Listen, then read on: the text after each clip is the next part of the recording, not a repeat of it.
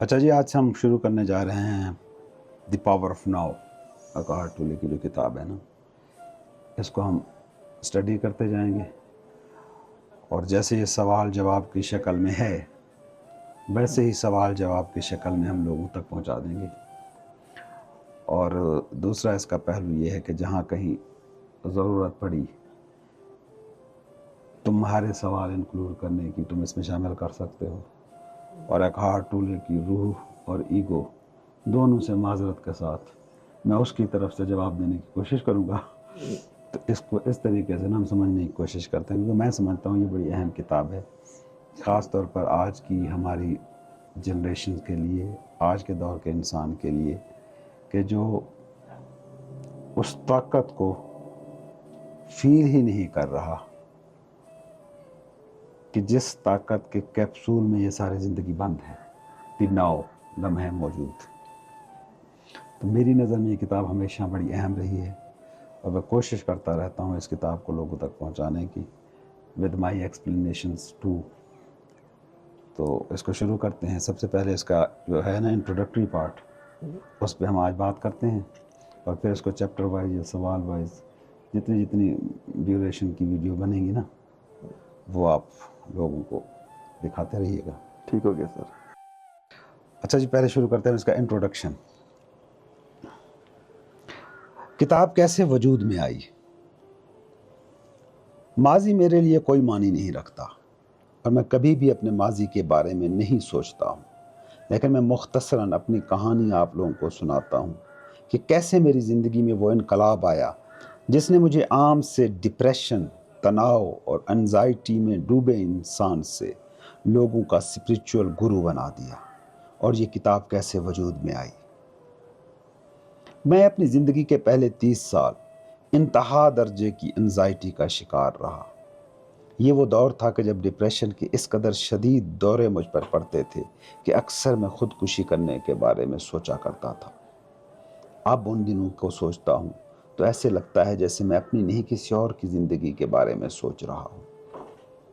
وہ پہلا دن کہ جب میری زندگی میں انقلاب آیا، یہ واقعہ ہے میرے 29ویں جنم دن کے کچھ دن بعد کی ایک رات کا۔ بہت صبح میری آنکھ اچانک سے کھل گئی، اور حالت اس وقت میری یہ تھی کہ ایک وحشت تھی جو مجھ پر طاری تھی۔ یوں وحشت بھرے انداز میں جاگنے کا اگرچہ یہ میرا پہلا تجربہ نہیں تھا، بلکہ میری حالت تقریباً ہر صبح جاگنے کے بعد ایسی ہی ہوا کرتی تھی۔ میری اکثر راتوں کی صبحیں کچھ ایسی ہی ہوا کرتی تھی، مگر اس رات کی صبح کچھ زیادہ ہی وحشت ناک اور زندگی سے بیزار کر دینے والی تھی۔ جاتی رات کی خاموشی، ملگجے اندھیرے میں فرنیچر کے ہیولے، کہیں دور سے گزرتی ٹرین کی سیٹی کی آواز، ہر شے میں ایک اجنبیت تھی، بلا کی اجنبیت، مخاصمت، عداوت، بلا کی عداوت، لا یعنیت اور ایسی بے معنویت کہ دنیا کے لیے میرا دل کراہت اور نفرت سے بھر گیا۔ دنیا سے اس کراہت کے علاوہ مجھے خود اپنے ہونے، اپنے وجود، اپنی ہستی سے بھی شدید نفرت ہو رہی تھی۔ میرے ذہن میں ایک ہی خیال تھا جو گونجے جا رہا تھا، آخر کیوں اس قدر بے بسی، بے حسی اور دکھ کے اس شدید احساس کے ساتھ جیے چلے جانے کی لا حاصل مشق کو میں جاری رکھوں۔ اس وقت میرے اندر تباہ ہو جانے کی، مٹ جانے کی، عدم ہو جانے کی، فضا میں تحلیل ہو جانے کی ایک شدید خواہش تھی، اتنی شدید کہ جیے جانے کی جبلت تک اس سے ہارنے پر تیار تھی۔ ذہن میں بس ایک ہی بات گونج رہی تھی، I can't live with myself، میں اب مزید خود کے ساتھ نہیں رہ سکتا۔ یہ ایک فکرہ میرے ذہن میں مسلسل گھوم رہا تھا، اور پھر اچانک بجلی سی چمکی، ایک اور خیال میرے ذہن میں کوندا، زندگی بدل دینے والا خیال۔ یہ فکرہ جو میرے ذہن میں گھوم رہا ہے کہ I can't live with myself، اس کا کیا مطلب ہوا؟ یہ I کون ہے اور مائی سیلف کون ہے؟ میں ایک ہوں یا دو ہوں؟ اگر میں خود کے ساتھ نہیں رہ سکتا تو اس کا مطلب کیا ہوا؟ اس کا مطلب تو یہ ہوا کہ میں اصل میں ایک نہیں دو ہوں۔ وہ دو جو ایک دوسرے کے ساتھ نہیں رہ پا رہے، ایک انا اور ایک سیلف۔ میری انا میرے سیلف کے ساتھ رہنے پر تیار نہیں تھی۔ اور پھر میرے دماغ میں ایک اور خیال گونجا، لازمی سی بات ہے کہ اگر مجھے دو ہونے کا احساس ہو رہا ہے تو ان میں سے ایک حقیقی ہونا چاہیے اور دوسرا غیر حقیقی، ایک ریئل اینڈ ایک ان ریئل۔ یہاں ہم اس کو تھوڑا سا ایکسپلین کرنے کی کوشش کرتے ہیں۔ انسان کی جو انا ہے نا، مائنڈ میڈ سیلف، یہ ہمیشہ دوسرے کے طور پر رہتا ہے۔ دوسرے کے طور پر رہتا ہے تو آپ یہ سوال اٹھا سکتے ہیں، مجھے اپنے ساتھ بیٹھنے میں مزہ آ رہا ہے، ہم الٹا سوال رکھ رہے ہیں اکہارٹ ٹولے سے، یا میں اپنے ساتھ نہیں رہ سکتا جیسے اکہارٹ ٹولے کہہ رہا ہے۔ اور اگر آپ دیکھیں نا، کبھی انگریزی فلم دیکھ رہے ہو نا ہالی ووڈ کی، I can't live with myself, اس طرح کے ڈائلاگ آپ کو سننے کو مل جاتے ہیں۔ اور انگریزی لٹریچر میں تو اس وقت سب سے پاپولر ٹرم جو ہے نا وہ ہے میننگ لیسنس، زندگی بے معنی ہے، لاینیت ہے۔ تو یہ جو دو کا کنسیپٹ ہے نا، یہ بہت اہم ہے۔ اگر آپ دو کے طور پر موو کر سکتے ہیں نا تو آپ کے پاس آسانی ہے، کردار بننے کی بھی اور ایکٹر رہنے کی بھی چوائس آ جاتی ہے، چوائس آ گئی کہ ایک کردار ہے، میں نبھا رہا ہوں۔ فلم میں ایک بندہ کردار نبھاتا ہے تو اس میں جو فلم کی ڈیمانڈ کے مطابق جو دکھ بھرا سین ہے، اس کا لازمی یہ مطلب نہیں کہ وہ بندہ بھی اندر سے دکھی ہو، وہ ایکٹ کر کے دکھا رہا ہے، بلکہ اصولی طور پر تو بات یہ ہے کہ جو اندر سے دکھی نہیں ہے وہ ہی اچھی ایکٹنگ کر کے دکھا سکتا ہے دکھی ہونے کی، وہ بوجھ سے آزاد ہے۔ اگر وہ ریئل میں دکھی ہو نا تو میں بھی دکھی ہونے کی شاید ایکٹنگ بھی نہ ہو سکے۔ یہ جو سوال ہے نا، آئی can't live with my self, میں اور مائی سیلف کا جو خیال ہے نا، یہ بڑا اہم ہے، خاص طور پہ اگر آپ ریئلٹی کی طرف بڑھنا چاہتے ہیں، اگر آپ ٹرو سیکر ہیں۔ اس کی اپنی لائف میں کیا مسئلے چل رہے تھے جس کی وجہ سے اس نے یہ سوال اٹھایا؟ نہیں، اس نے کبھی مجھے فون نہیں کیا، مجھے بتایا نہیں ہے۔ نہیں، ویسے اس کے بارے میں کہا جاتا ہے کہ یہ سوسائٹل تھا کافی زیادہ۔ وہ تو اس نے بتا دیا نا، مطلب خودکشی کا خیال تک آتا رہتا تھا۔ پر اس کی زندگی میں کیا واقع ہو رہا تھا، کہ زندگی میں واقعات سٹوری کی شکل میں آپ کے سامنے آ جائیں تو ہیلپ بن جاتے ہیں۔ ایکچوئل ہیلپ وہ کیا ہوتے ہیں کہ اس تھاٹ کو سمجھنے میں مدد دیتے ہیں، کیا ہوا، کیونکہ ہم ہسٹری کے اسٹوڈنٹ نہیں ہیں، ہم ریسرچر نہیں ہیں، ہم بات کر رہے ہیں ان لوگوں کے لیے جو کسی نہ کسی درجے میں سیکر کے اس میں آتے ہیں، کیٹیگری میں۔ سیکر کا رویہ اور کہاں کا ہوتا ہے، وہ دنیا کی اور لوگوں کی کہانیاں بھی سنتا ہے تو ان سے مطلب نکالنے کے لیے، کوئی دنیا سے ان سے بھاگتا نہیں ہے۔ اوپر، ہاں ان سے اوپر جانے کے لیے کہ یہ دنیا ہے، اگر آپ اس کو سمجھیں گے نہیں تو آپ بات نہیں کر سکتے۔ اگر آپ لوگوں کی کہانیاں نہیں سن رہے تو آپ بیسیکلی ہم اثر جو نفسیات ہے اسے ہی نہیں سمجھ رہے نا۔ اگر آپ اسے نہیں سمجھ رہے تو آپ کو بولنے کا بھی حق نہیں ہے۔ بولنے کا مطلب کیا ہے، کیوں بول رہے ہیں ہم؟ دوسرے کے لیے نا، وہ جو سامنے بیٹھا سن رہا ہے اس کے لیے بول رہے ہیں نا، ادروائز بولنے کی ضرورت ہی نہیں ادروائز ہے۔ بولنے کی ضرورت ہی نہیں ہے۔ اگر آپ نے دوسرے کے لیے بولنا ہے تو دوسرا کیسے کام کر رہا ہے؟ ہاں، پیرامیٹر اب بھی آپ ہو، میئرمنٹ کا آلہ اب بھی آپ ہو، آپ نے ایک زندگی جی ہے نا۔ اکہارٹ ٹولے جو اس کتاب میں باتیں کرے گا تو اس کا بیک گراؤنڈ سامنے ہے نا، کہ یہ بندہ جو اس طرح کی انلائٹننگ باتیں کر رہا ہے، اس کا اپنا پاسٹ کیسا ہے۔ سو وہ بیٹر پوزیشن میں ہے اس انسان کو سمجھنے کی کہ جو اس طرح کی زندگی گزار رہا ہے جس طرح کی زندگی وہ گزارتا آیا ہے۔ اسی کو میں کہتا ہوں سمجھ۔ اگر آپ اپنے آپ کو پرفیکٹلی سمجھتے ہو نا تو آپ ایکچولی ساروں کو سمجھتے ہو۔ یا جو میں مثال دیتا ہوں نا کہ اگر آپ نے ایک پورے مکان کو سمجھنا ہے تو ایک اینٹ کو سمجھ لیں۔ زندگی کے اس مکان کو سمجھنے کے لیے ایک اینٹ کو سمجھنے کافی ہے۔ اور کس اینٹ کو آپ سمجھیں گے؟ کسی بھی اینٹ کو سمجھ لیں، سب سے پہلے جو قریب ترین ہے، یعنی کہ آپ خود۔ قریب ترین اینٹ کو۔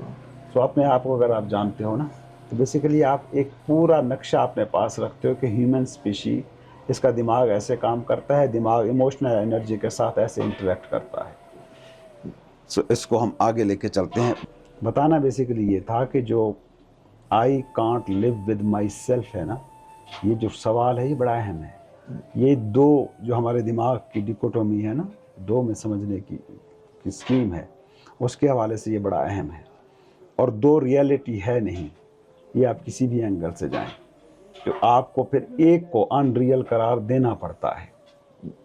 آپ یہاں کھڑے ہیں، اس طرف سورج پڑ رہا ہے، نیچے سایہ بن رہا ہے، اور کوئی اگر ایسے کیمرے سے تصویر لیتا ہے کہ جس میں دونوں ہی سائے کی طرح نظر آ رہے ہیں، تو اس میں سے ڈھونڈنا پڑے گا پھر کہ جسم کون سا ہے، سایہ کون سا ہے، ریئل کون سا ہے، فیک کون سا ہے، ان ریئل کون سا ہے، مراج سراب کون سا ہے. تو یہ سوال بڑا اہم ہے. چلیں جی اس کو آگے لے کے چلتے ہیں. یہ احساس اس قدر شدید اور دل دہلا دینے والا تھا کہ میرا دماغ مکمل طور پر منجمد ہو گیا.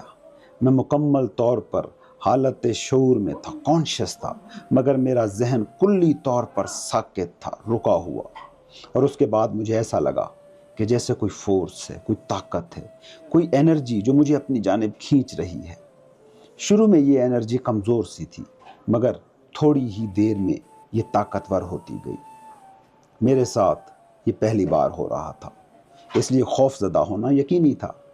میرا بدن اس وقت عملاً لرز رہا تھا، اور پھر جیسے کوئی غیبی صدا میرے کان سے ٹکرائی: نو ریزسٹنس، مزاحمت نہیں کرنی. نو ریزسٹنس، یہ دو لفظ گویا کہیں میرے اندر بہت گہرائی میں مجھ میں گونجے تھے.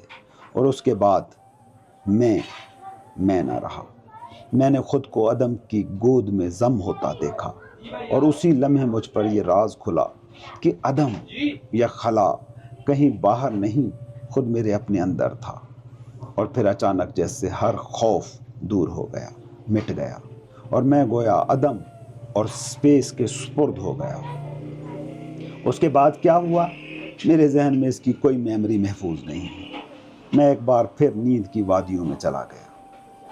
کھڑکی سے آ رہی پرندوں کے چہچہانے کی آواز مجھے واپس اس میٹیریل ورلڈ میں لے آئی. ایسی آوازیں اس سے پہلے میں نے کبھی نہیں سنی تھی. میری آنکھ ابھی بھی آدھی بند تھی، بند آنکھوں سے جیسے کوئی خواب تھا جو ذہن کے پردے پر چل رہا تھا. مجھے ایک ہیرا نظر آیا، قیمتی ہیرا، اور پھر میں نے اپنی آنکھیں کھول دی. صبح کی پہلی کرنیں پردوں کی درزوں سے جھانک رہی تھی. مجھے ایسا محسوس ہوا کہ روشنی کی کرن فقط اس احساس سے کہیں زیادہ ہے جو ہم عام طور پر محسوس کرتے ہیں. میں اٹھا اور پھر کمرے میں بلا وجہ ٹہلنے لگا. میرا کمرہ کہ جو اس وقت میرا لگ ہی نہیں رہا تھا. میں ایک بار پھر اپنی پرانی حالت کی طرف لوٹ رہا تھا، مگر ایک احساس نمایاں تھا کہ آج گویا کمرے کی ہر چیز میں نئے سرے سے دیکھ رہا ہوں. مجھے محسوس ہوا کہ اس کمرے کی چیزوں کو حقیقی طور پر آج پہلی بار دیکھ رہا ہوں. ہر چیز دھلی دھلائی تر و تازہ لگ رہی تھی، جیسے ابھی ابھی وجود کا چولا پہن کر آئی ہو. میں چیزیں اٹھاتا، انہیں غور سے دیکھتا اور رکھ دیتا. پینسل، خالی بوتل، خالی گلاس، ان کا حسن اور بے انتہا زندہ پن مجھے انہیں چھونے پر مجبور کر رہا تھا. خوفناک رات کی کرشماتی صبح کے بعد کا دن بڑا ہی عجیب تھا. اس دن میں شہر کو حیرت بھری نظروں سے دیکھتا رہا، ایسے ہی آوارہ گردی کرتا رہا. میں زندگی کے معجزے کو گوشے گوشے اور ذرے ذرے میں ابھرتا دیکھ رہا تھا.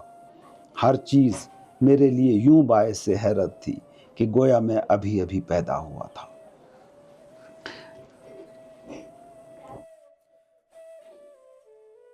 پہلی بار جب آپ کسی بھی انلائٹننگ ایکسپیرینس سے گزرتے ہیں نا، چاہے وہ لمحے بھر کا بھی ہو، اس کے بعد جو زندگی کا نیا پن ہے نا، وہ آپ کو ٹچ ضرور کرتا ہے.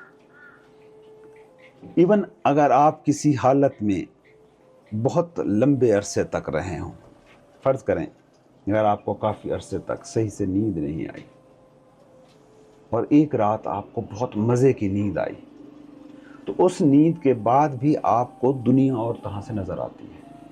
یہ تو بریک تھرو ایکسپیرینس کی بات ہو رہی ہے نا، کہ آپ نے اپنی ایگو کو ٹوٹتے ہوئے دیکھا، آپ نے اپنے آپ پر سوال اٹھا دیا.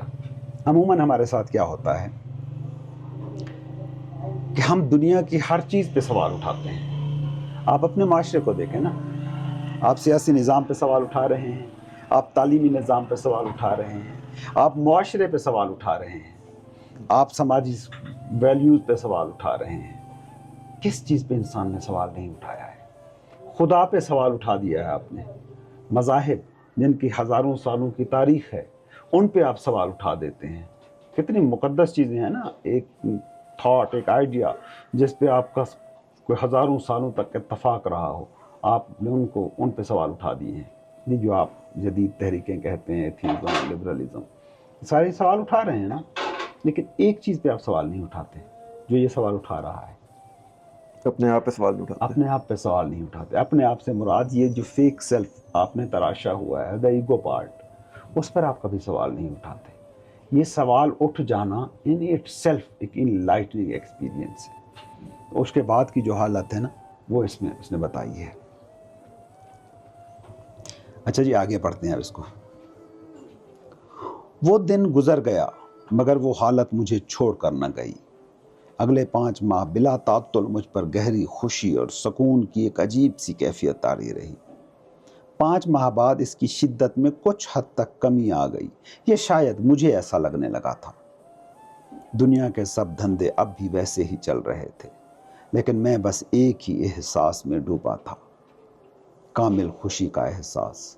مجھے پتا تھا کہ اب میں زندگی میں کچھ بھی کروں یا کچھ بھی نہ کروں، اس سے مجھ پر، ریئل مجھ پر کوئی فرق نہیں پڑے گا۔ میری حالت میں اب کمی یا اضافہ ہو ہی نہیں سکتا۔ اتنا تو یقینی تھا کہ میرے ساتھ زندگی کا سب سے اہم ترین واقعہ ہو چکا تھا۔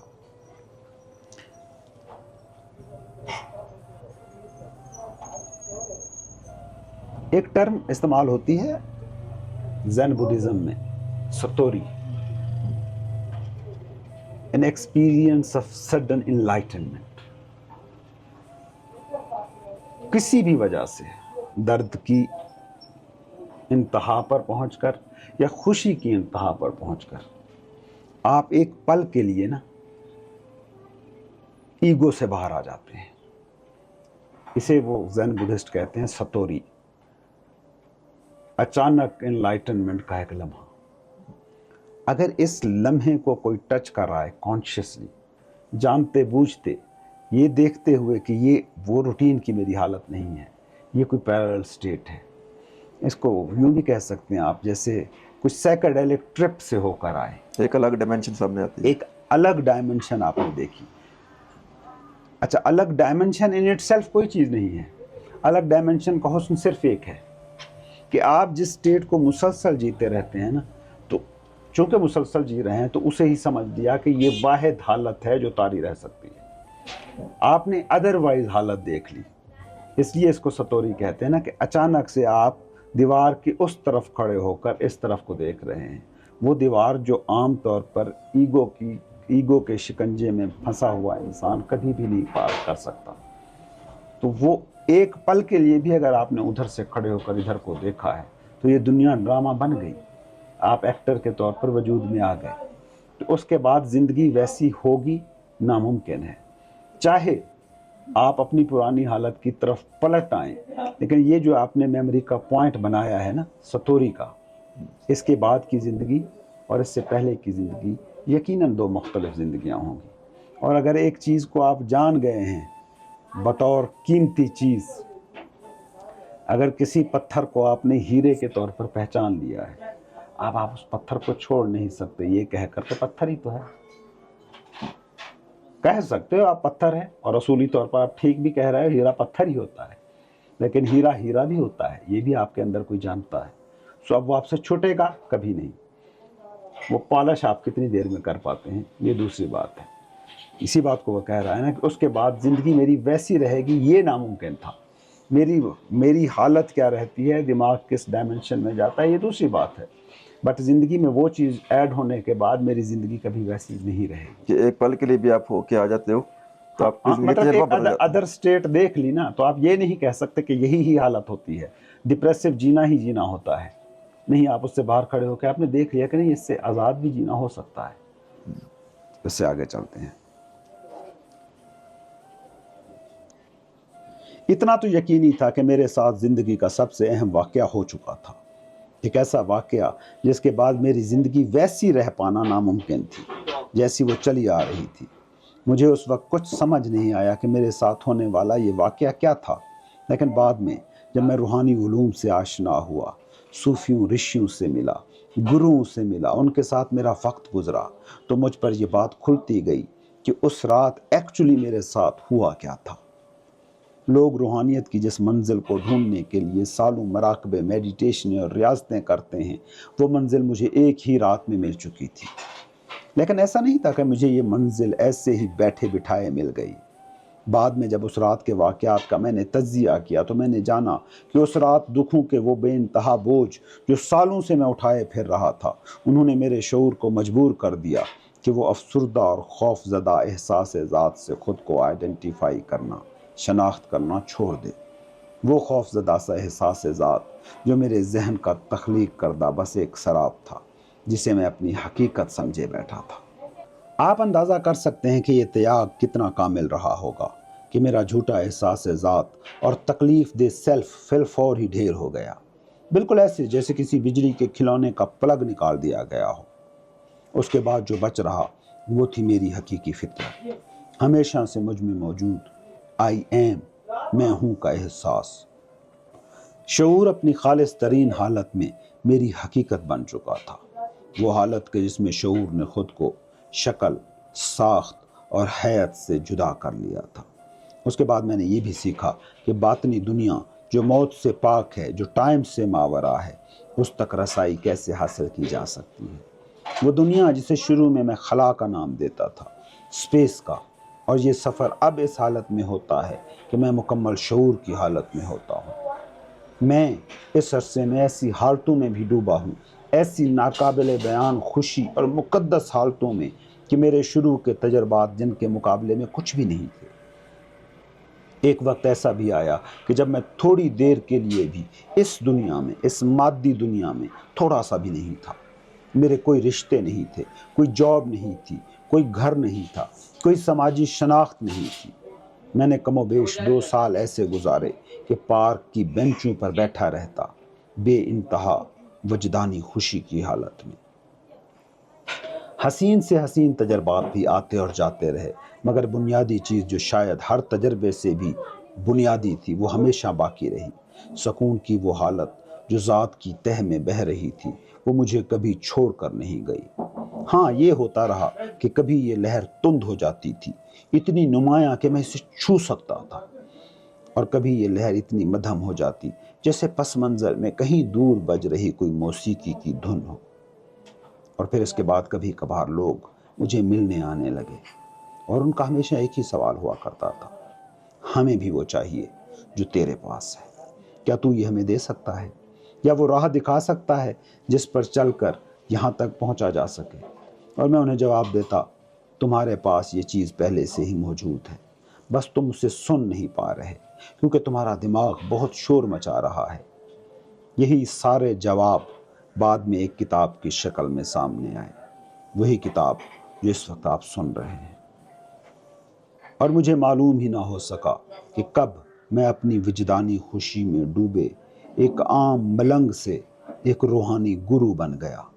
باہری دنیا نے مجھے ایک نئی آئیڈینٹی، نئی شناخت دے دی، صوفی، گرو اور مرشد کی شناخت، سچ کے جو آپ کے اندر ہے۔ یہ کتاب میرے کام کا جوہر ہے، مرکزی خیال، میری ان تمام کوششوں کا جو میں کر رہا ہوں۔ مجھے یہ بھی خیال ہے کہ جو کام میں کر رہا ہوں اسے لفظوں میں بیان نہیں کیا جا سکتا، مگر جس حد تک لفظوں میں اسے پیش کیا جا سکتا ہے، میری کوشش یہی رہے گی کہ لفظوں کی صورت یہ آئیڈیاز، یہ خیالات آپ تک پہنچا سکوں۔ گزشتہ 10 سالوں کے دوران یورپ اور امریکہ کے کئی لوگ مجھ سے فردن ملنے آئے، کئی سیشن اور چھوٹے چھوٹے گروپوں میں ان موضوعات پر باتیں ہوئیں۔ ان تمام باتوں کو اس کتاب کی صورت میں جمع کر دیا گیا ہے۔ مجھے ملنے آنے والے یہ سب لوگ غیر معمولی تھے، ان کے لیے میرے دل میں بے حد پیار اور تکریم ہے۔ اس کی وجہ یہ نہیں کہ یہ میرے پاس آئے تھے، بلکہ اس کی وجہ یہ ہے کہ ان لوگوں میں یہ حوصلہ تھا کہ اپنے اندر کی دنیا کو جاننے اور بدلنے کا، اور اس بدلاؤ کو گلے سے لگانے کا، مشکل سوال اٹھانے کا اور ان کے جوابات سننے کا۔ میں ان تمام لوگوں کا تہہ دل سے شکر گزار ہوں۔ اگر یہ لوگ نہ ہوتے تو یہ کتاب بھی نہ ہوتی۔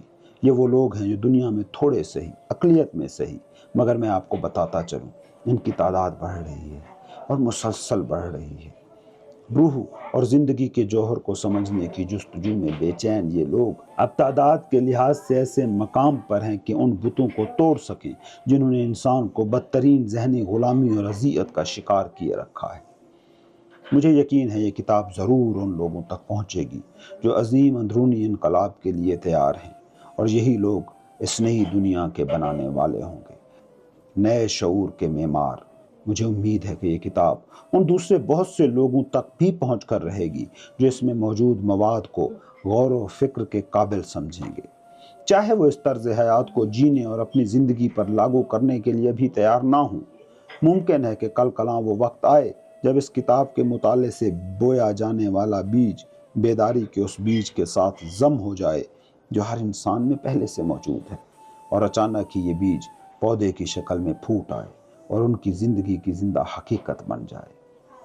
کتاب جس شکل میں آپ کے سامنے ہے، اس کا آغاز ان سوالوں کے فی البدیہہ جوابات کی شکل میں ہوا جو لوگوں نے سیمیناروں میں، مراقبے کی کلاسوں میں اور نجی مشاورت کے دوران مجھ سے پوچھے، اور میں نے کتاب کا طرز بھی وہی رکھا ہے، سوال جواب والا۔ ان کلاسوں اور سیشنز میں سوال کرنے والوں کو جو ملا سو ملا، جو انہوں نے سیکھا وہی کچھ میں نے بھی سیکھا۔ کتاب میں شامل کچھ سوال جواب تو لفظ بلفظ وہی ہیں جو مجھ سے پوچھے گئے اور جو میں نے جواب میں کہا۔ کچھ سوالوں کو البتہ ایک عنوان کے تحت لانے کے لیے ہم نے انہیں جمع کر دیا ہے۔ کہیں کہیں جوابات کے حصے مختلف جگہوں سے ملا کر ایک جگہ جمع بھی کیے گئے ہیں۔ کتاب کو تحریری شکل میں لاتے ہوئے بعض سوالوں کے ایسے نئے جوابات سامنے آئے جو بالکل ہی نئے تھے اور جو میں نے پہلے کہیں نہیں بولے تھے، انہیں بھی میں نے کتاب میں شامل کر دیا ہے۔ کچھ نکات جو وضاحت طلب تھے، ان کی مزید وضاحت کے لیے ایڈیٹروں کی طرف سے پوچھے گئے سوالات کا بھی اضافہ کیا گیا ہے۔ کتاب سنتے ہوئے آپ دیکھیں گے کہ پہلے سے آخری صفحے تک مختلف 2 سطحوں پر مکالموں کا سلسلہ جاری ہے۔ ایک سطح پر میں نے کوشش کی ہے کہ آپ کی توجہ اس غلط کی طرف، اس ایرر کی طرف دلائی جائے جو آپ میں ہے۔ میں نے انسان کے انکانشس، اس کی بے شعور و بے ہوش فطرت اور اس کے ناکارہ ڈس فنکشنل ہونے کے متعلق بات کی، اور یہ بھی بتانے کی کوشش کی ہے کہ ہمارے رویوں میں انکانشس کیسے اپنا اظہار کرتا ہے۔ تعلقات میں موجود تصادم سے لے کر قبیلوں اور قوموں کے درمیان جنگوں تک یہ علم بہت اہم ہے، کیونکہ جب تک آپ یہ نہیں جان پاتے کہ غلط کو غلط کے طور پر لیں، نہ کہ خود کے طور پر دیکھیں، اس صورت میں کبھی مستقل تبدیلی نہیں ہو سکتی، اور آپ کا سفر گھوم پھر کر کسی سراب یا درد پر ہی ختم ہوگا۔ اس سطح پر بات کرتے ہوئے میں آپ کو یہ بھی بتاؤں گا کہ اگر آپ کے اندر کچھ غلط ہے تو اسے کیسے اپنا سیلف یا ذاتی مسئلہ، پرسنل پرابلم نہیں بننے دینا، کیونکہ یہی طریقہ واردات ہے غلط کا کہ وہ خود کو ہمیشہ آپ یو کی شکل میں زندہ رکھتا ہے۔ دوسری سطح پر میں نے انسانی شعور میں ٹھوس تبدیلیوں کے حوالے سے بات کی ہے، بطور مستقبل بعید کے کسی امکان کے طور پر نہیں، بلکہ اس پل میں ٹھوس تبدیلی، اور اس کے لیے آپ کہاں ہیں، کیا ہیں، اس بات کی کوئی اہمیت نہیں ہے۔ آپ کو بتایا جائے گا کہ کیسے خود کو دماغ کی غلامی سے آزاد کرنا ہے۔ یہ بھی بتایا جائے گا کیسے شعور کی بیدار سطح کو حاصل کرنا ہے اور اسے اپنی روزمرہ کی زندگی کا حصہ بنانا ہے۔ کتاب میں جب اس دوسری سطح پر بات ہوگی تو الفاظ تب محض ترسیل معلومات کا ذریعہ نہیں ہوں گے، بلکہ ان کا ایک مقصد ہوگا، اور وہ یہ کہ جب آپ ان کو پڑھیں، ان کو سنیں، تو کیسے اس نئے شعور کی سطح پر خود کو محسوس کریں۔ کتاب میں بار بار میں کوشش کروں گا کہ آپ کو اپنے ساتھ لمحے موجود کی انتہائی شعوری حضوری، کانشیس پریزنس کی لازمان ٹائم لیس حالت میں لے جاؤں، تاکہ آپ بیداری، انلائٹنمنٹ کی حالت کا تھوڑا سا ذائقہ محسوس کر سکیں۔ کتاب میں ایسی جتنی بھی جگہیں آئیں گی وہ آپ کو اس وقت تک خام خواہ کا اعادہ ہی نظر آئیں گی، ریپیٹیشنز، جب تک آپ اس قابل نہ ہو جائیں کہ جو میں کہوں اس کو آپ تجربے میں لائیں۔ خیر، جب تک یہ کیفیت طاری نہیں ہوتی، میرا یقین ہے کہ آپ کو محسوس ہوگا کہ یہ اعادے، یہ ریپیٹیشنز بہت سی روحانی طاقتوں کے حامل ہیں، اور شاید ایسا ہو کہ انہی اعادہ شدہ پیراگرافوں سے آپ کو زیادہ سے زیادہ فائدہ ملے۔ اس کے علاوہ میں یہ بھی کہنا چاہتا ہوں کہ کیونکہ ہر شخص یہ اپنے اندر روحانی بیداری کے بیج رکھتا ہے، تو میں اکثر خود کو مخاطب کروں گا بطور اس عالم جاننے والے نوور کے کہ جو آپ کے اندر بھی ویسے ہی موجود ہے، تھنکر، گہرا سیلف جو فی الفور ہی روحانی سچ کو جان لیتا ہے، جو خود ہی اپنی گونج پیدا کرتا ہے اور توانا سے توانا ہوتا جاتا ہے۔ جو ہی آپ یہ کتاب سننا شروع کریں گے، کچھ لفظوں کے معنی جیسے ہستی، بینگ، حضوری، حاضر باشی، پریزنس، لمحہ موجود میں موجودگی، شروع میں شاید یہ آپ پر واضح نہ ہوں۔ میری استدعا یہ ہوگی کہ آپ بس سنتے جاؤ۔ اس دوران سوالات بھی اٹھیں گے، اعتراضات بھی ذہن میں کل بلائیں گے۔ ان سوالات اور اعتراضات کا جواب شاید آپ کو آگے چل کر کتاب ہی میں مل جائے، یا ہو سکتا ہے کہ جوں آپ اس کتاب کی تعلیمات اور خود اپنے اندر گہرا اترتے جائیں گے تو یہ سوال اور اعتراض غیر متعلقہ ہوتے جائیں۔ ہاں، کتاب کو صرف ذہن سے مت سنیے گا۔ اگر احساساتی رد عمل، ایموشنل رسپانس ابھرے تو اس پر بھی نظر رکھیے گا۔ میں آپ کے اندر چھپی کسی ایسی عظیم صداقت کے بارے میں نہیں بتانے جا رہا جو پہلے ہی سے آپ کے اندر موجود نہ ہو۔ میرا کام بس اتنا ہے، جو آپ بھول چکے ہو میں آپ کو یاد دلا دوں۔ زندہ علم، قدیم مگر ابھی تک زندہ، تب فعال ہوگا اور خود آپ کے جسم کے ایک ایک خلیے سے جاری ہو جائے گا۔ ذہن کو تقابل اور تقسیم جیسی چیزیں پسند ہوتی ہیں، لیکن اگر آپ چاہتے ہیں کہ یہ کتاب آپ کے لیے مفید ثابت ہو، اس کتاب میں استعمال شدہ اصطلاحات کا تقابل دوسری تعلیمات سے نہ کریں، ورنہ قوی امکان یہی ہے کہ آپ خلفشار کا شکار ہو جائیں گے، مزید کنفیوز ہو جائیں گے۔ جن معنوں میں نے مائنڈ، دماغ، ذہن، خوشی، ہیپینس اور شعور جیسے لفظوں کو استعمال کیا ہے، وہ لازم نہیں کہ دیگر تعلیمات میں بھی اسی مفہوم میں استعمال ہوئے ہوں۔ اس لیے برائے مہربانی لفظوں سے مت جڑیے گا۔ یہ صرف راہ کے سنگ میل ہیں، جو جتنی جلدی پیچھے چھٹ جائیں اتنا آپ کی منزل تک پہنچنے میں آپ کے معاون ہوں گے۔ جہاں کہیں میں نے بدھا یا عیسیٰ یا مسلم صوفیوں کے قول نقل کیے ہیں، ایک کورس ان میریکل سے یا کسی اور جگہ سے حوالے دیے ہیں، تو یہ تقابل کے ارادے سے نہیں کیا ہے، بلکہ آپ کو متوجہ کرنے کی نیت سے کیا ہے کہ روحانی تعلیمات کئی شکلوں میں سامنے آئی ہیں، مگر اپنے ایسنس میں، جوہر میں یہ سب تعلیمات ایک جیسی ہیں۔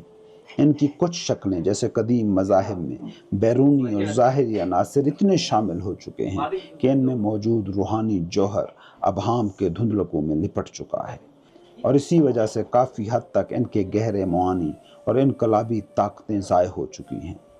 جہاں کہیں میں نے قدیم مذاہب سے حوالے دیے ہیں یا دیگر تعلیمات سے اقتباسات دیے ہیں، تو اس کا مقصد ان کے گہرے معنوں کی طرف متوجہ کرنا اور ان کی انقلابی طاقتوں کو زندہ کرنا ہے، خصوصاً ان قارئین کے لیے جو کسی خاص مذہب کی تعلیمات کے پیرو ہیں۔ میں انہیں یہی کہتا ہوں کہ حتمی صداقت تک پہنچنے کے لیے کہیں جانے کی ضرورت نہیں ہے۔ مجھے اجازت دیں کہ میں آپ کو کہہ سکوں کہ آپ اس حقیقت کی تہ تک پہنچ سکیں جو آپ کے پاس پہلے سے موجود ہے۔ زیادہ تر میری کوشش یہی رہی ہے کہ ایسی اصطلاحات کا استعمال کروں جو غیر جانبدار ہوں، تاکہ زیادہ سے زیادہ لوگوں تک میری بات پہنچ سکے۔ یہ کتاب تمام مذاہب کے حقیقی جوہر، لازمان روحانی تعلیمات کا بیان نو ہے۔ اس کا ماخذ، سورس کوئی بیرونی ذریعہ نہیں ہے، بلکہ اس کا ماخذ حقیقی سورس ہے، وہ سورس جو آپ کے اندر ہی کہیں موجود ہے۔ اس لیے یہ کتاب کوئی نظریہ، کوئی نیا مفروضہ نہیں رکھتی۔ میں نے اندرونی تجربات کی روشنی میں بات کی ہے، اور اگر کہیں میں نے زوردار انداز اختیار کیا ہے تو اس ارادے سے کیا ہے کہ ذہنی مزاحمت کی موٹی تہوں کو کاٹا جا سکے، تاکہ آپ کے اندر موجود اس مقام تک پہنچا جائے جس کا آپ کو پہلے سے علم ہے، ویسے ہی جیسے مجھے اس کا علم ہے، اور جہاں سے سچ کی آواز ابھرے تو فوراً سنی جاتی ہے۔ یہی وہ مقامات ہیں جہاں آپ کو محسوس ہوگا، ہاں مجھے معلوم ہے کہ یہی صداقت ہے۔